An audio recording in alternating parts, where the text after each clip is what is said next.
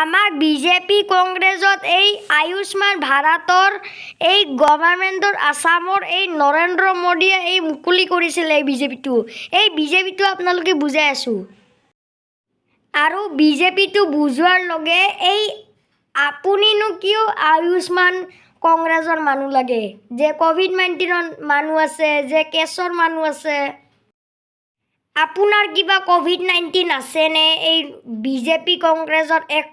1 লাখ পইচা এই বছৰটোত এই ওলাই আছে এই